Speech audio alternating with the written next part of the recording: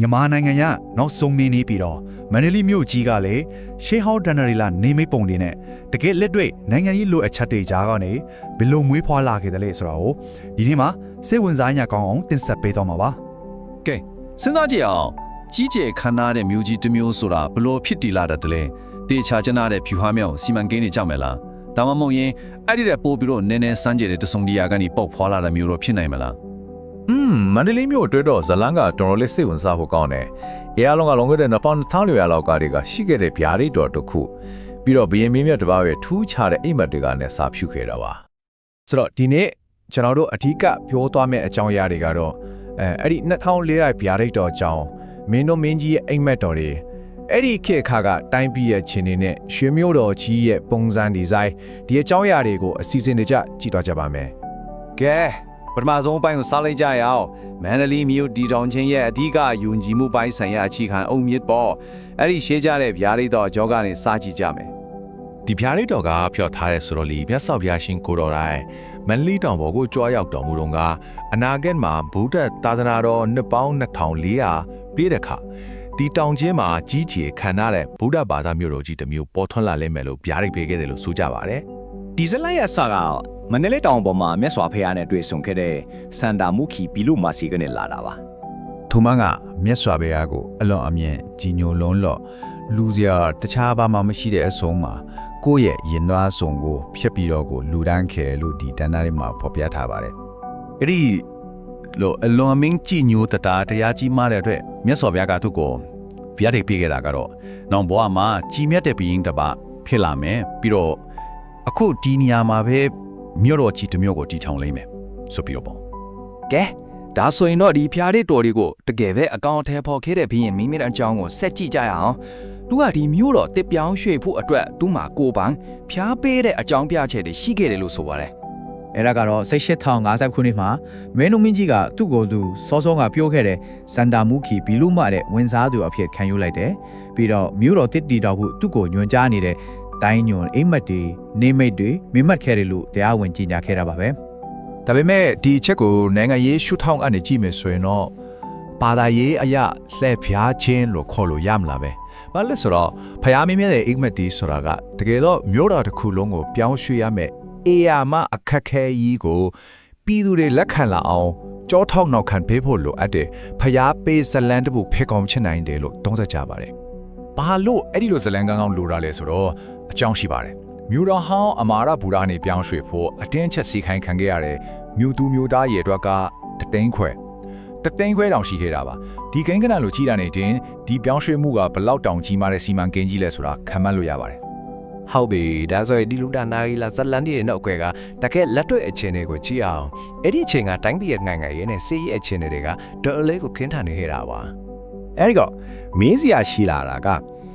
ဘာကြောင့်ဒီလောက်တောင်ခိုင်မာပြီးစွမ်းအားကြီးတဲ့ဇလန်တပုတ်လိုအပ်ခဲ့ရတာလဲဒီမေခွန်းကပဲကျွန်တော်တို့ကိုဒန်ဒါကြီးရဲ့ဘာဆိုတာကနေတကယ်လက်တွေ့နိုင်ငံရေးအခြေအနေရဲ့ဘာကြောင့်ဆိုတဲ့အဖြေစီကိုခေါ်သွားမှာပါဒီချင်းစရာကိုတစ်ချက်ကြည့်လိုက်ရင်အခြေအနေကိုချက်ချင်းသဘောပေါက်သွားပါလိမ့်မယ်1850နှစ်မှာဒုတိယအင်္ဂလိပ်မြန်မာစစ်ပွဲရှုံးလေအောက်မြန်မာပြည်တစ်ခုလုံးပါသွားတယ်အဲ့ဒီနောက်တဲ့နှစ်1853မှာပဲမင်းတို့မင်းကြီးကသွေးမြေမကြတော်လန်ဟိုးနဲ့ချီနန်းကိုရယူခဲ့တယ်ပြီးတော့မှ1859မှာမြို့တော်တစ်တီထောင်ဖို့အမိန့်ထုတ်ပြန်ခဲ့တာပါဒီဖြစ်ရပ်တွေကတစ်ခုနဲ့တစ်ခုဘလောက်ထိကတ်နေလဲဆိုတာကြည့်ပါနိုင်ငံတော်အတွက်အစတစ်တစ်ခုကိုအရေးကြီးလို့အပ်နေပြီဆိုတာဒါကရှင်းရှင်းလင်းလင်းကိုပြနေတာပေါ့မြို့တော်ဟောင်းနဲ့မြို့တော်သစ်ကိုရှင်ကြည့်လိုက်ရင်အကြောင်းရင်းတွေကပိုပြီးတော့တောင်ထင်ရှားလာပါတယ်အမရပူရာကစစ်ရှုံးချင်းနဲ့အရှက်ရချင်းရဲ့ပြုတ်ယုတ်လို့ချင်းနေပြီBritish တွေရဲ့တနက်တင်သင်္ဘောတွေကလည်းအလွယ်တကူချင်းချောက်နိုင်တယ်။မန္တလေးကတော့အဲ့ဒီစံကျင်ဘက်ပဲ။အစအသစ်တစ်ခုနိုင်ငံရဲ့အတွင်းပိုင်းကြပြီးပိုလုံးကြုံနေနေရပြီးတော့အေးကြီးဆုံးလားဗျာဒိတ်တော်ပြရမြင်မြတ်တဲ့နေရဆိုတဲ့အမတ်တင်ညာတွေနဲ့တိစောက်ခဲ့တာပါ။တကယ်တော့လေမျိုးတော်ပြောင်းရွှေ့တယ်ဆိုတာကကုန်းမောင်ခဲ့ပြီးရဲ့အတွက်တော့နိုင်ငံရေးရအဆက်တစ်ခုကိုဖန်တီးတဲ့ delay တစ်ခုလို့တော့ဖြစ်နေခဲ့တာပါ။ဒီစရာမှာကြည့်လိုက်ရင်တွေ့ရတဲ့အတိုင်းပဲဘယင်တစ်ပါးနန်းတက်လာတိုင်းဒါမှမဟုတ်တိုင်းပြည်မှာအပြောင်းလဲကြီးတစ်ခုဖြစ်လာတိုင်းမျိုးတော်အသစ်တီလဲအတိတ်ဟောင်းကိုပယ်ဖြတ်ပြီးခေတ်တစ်ခုတိဆောက်ကြတယ်ဆိုတော့မင်းလုံးမင်းကြီးရဲ့ဒီဆုံးဖြတ်ချက်ကလည်းသူ့ရင်ဘယင်တဲ့သမိုင်းဝင်ပုံစံကိုပဲလိုင်းနာခဲ့တာလို့ပြောလို့ရပါတယ် ကဲအရင်စိတ်ဝင်စားဖို့ကောင်းတဲ့အပိုင်းကိုရောက်လာပါပြီအဲ့ဒီဂျန်ဒါရေးလိုက်ယုံကြည်မှုတွေရောလက်တွေ့ကျတဲ့စီးရေးဖြူဟာတွေရောအဲ့ဒီအားလုံးကိုမန္တလေးမြို့ရဲ့မြို့ပြစီမံကိန်းတွေမှာဘယ်လိုလက်တွေ့ကျကျပေါင်းဆက်ထည့်သွင်းတည်ဆောက်ခဲ့တယ်ဆိုတာကိုကြည့်ကြရအောင် မန္တလေးမြို့ရဲ့ဒီဇိုင်းကရိုးရိုးရှင်းရှင်းမဟုတ်ဘူး။ तू ကဘောလဘာသာစัจ java လာပေးတာအရာမြေကဘာပေါ်မှာစัจ java လာကြီးကိုပုံပေါ်ထားတာ။ပြီးဆုံးတဲ့စတူရန်ပုံမှန်တည်ဆောင်ထားတယ်။ပြီးတော့အလဲဘဟိုကနန်းတော်ကစัจ java လာရဲ့ဝင်ယူဖြစ်တဲ့မြင်းမော်တော်ကိုကိုစားပြတာပေါ့။ အဲ့ဒီခေတ်ကဒီဒေသမှာမြို့တည်တဲ့အခါအရန်ကိုကြောင်မဲ့ဖွယ်ကောင်းတဲ့ဒလေးတစ်ခုရှိခဲ့ပူတယ်အဲ့ဒါကတော့မြို့ဆောင်တဲ့တွေဖြစ်လာအောင်ဆိုပြီးလူတွေကိုအရှင်လက်လက်မြို့နံပူစော်တဲ့မြို့စတေးဆိုတဲ့ဒလေးပါပဲဒါပေမဲ့မင်းတို့မင်းကြီးကပုတ်တဲ့ဘာသာကိုတိပီတပ်ဝင်ယုံကြီးရဲ့ဖင်တပါဖြစ်တဲ့အတွက်ဒီရဲ့ဆက်ချမ်းကျွတ်တဲ့ဒလေးကိုလုံးဝပဲဖက်ခဲ့တယ်သူတစ်ထက်မှာတော့အဲ့ဒီအစာမြို့ရဲ့တောင်လေးထောက်မှာ CO နီကိုပဲမြို့နယ်စေခဲ့ပါတယ်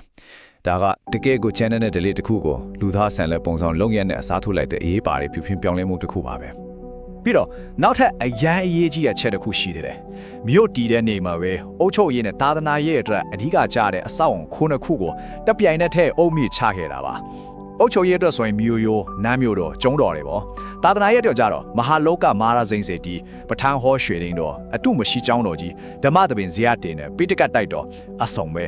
ဒါတော့ဘာကိုပြလဲဆိုတော့မန္တလေးမြို့ကိုတီထောင်ကြတဲ့တာအုတ်ချုပ်ရေးရဲ့ဗဟိုချက်မှာသာသနာရေးရဲ့ဗဟိုချက်မှာနှစ်ခုလုံးအဖြစ်တက်မှခဲတာကိုရှင်းရှင်းလင်းလင်းတွေ့ရပါတယ် မျိုးရိုးမှရှိတဲ့တကား12ပေါက်ဒါကတော့ယာဒီကွန်12ခုကိုကိုးစားပြုတာပေါ့စัจ java လာပေတာနဲ့နောက်ဆုံးဆက်ဆက်ထားတဲ့အချက်တစ်ခုပါပဲ ကဲအဆုံးသတ်အနေနဲ့စဉ်းစားစရာမိခွန်းလေးတစ်ခုထားခဲ့ခြင်းပါတယ်မြို့တစ်မြို့ကိုပြားဒိတ်တော်လို့ယုံကြည်မှုနဲ့နိုင်ငံရေးလို့လက်တွေ့ကြမှုဒီနှစ်ခုစလုံးပေါ်မှာတိဆောက်ခဲ့မယ်ဆိုရင်ဘယ်အုတ်မြစ်ကပိုပြီးခိုင်မာတယ်လို့ဆိုနိုင်မလဲဒီမိခွန်းကပဲမန္တလေးမြို့ရဲ့ဖြစ်တည်မှုတဘာဝနှစ်ခုကိုအချင်းချုပ်ဖော်ပြနေတယ်လို့ယုံကြည်မှုနဲ့အုပ်ချုပ်မှုကြားကဘယ်တော့မှမပြီးဆုံးနိုင်တဲ့ဆက်နွယ်မှုကိုလည်းကျွန်တော်တို့ကိုဆက်ပြီးတွေးကြော်ဆင်မှာဖြစ်ပါတယ်